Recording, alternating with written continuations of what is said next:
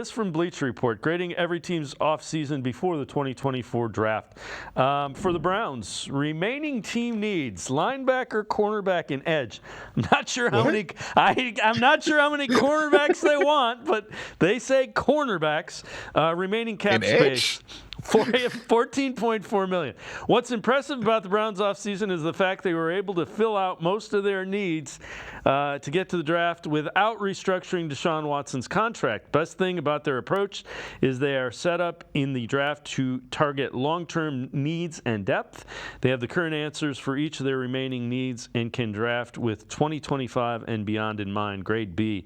Yeah, how many cornerbacks do they need? And that it's just destroying the thought that the Deshaun Watson contract was going to kill them for X amount of years. Yeah, the fact that they did all this without restructuring too, right? And they're going to probably restructure later on in the offseason just to have the rollover cap.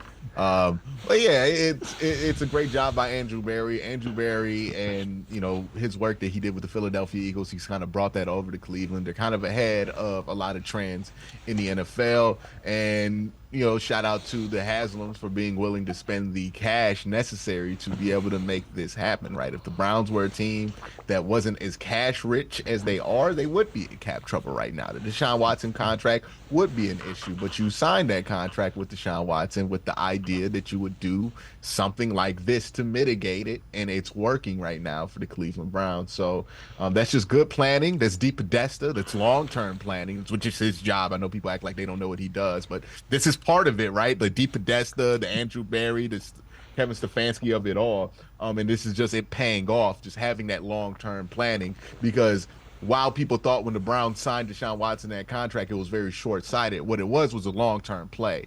And that long-term play is actually benefiting them in the long run. Yeah, and now, you just hope he can get on the field and provide the type of quarterback play they expected out of him.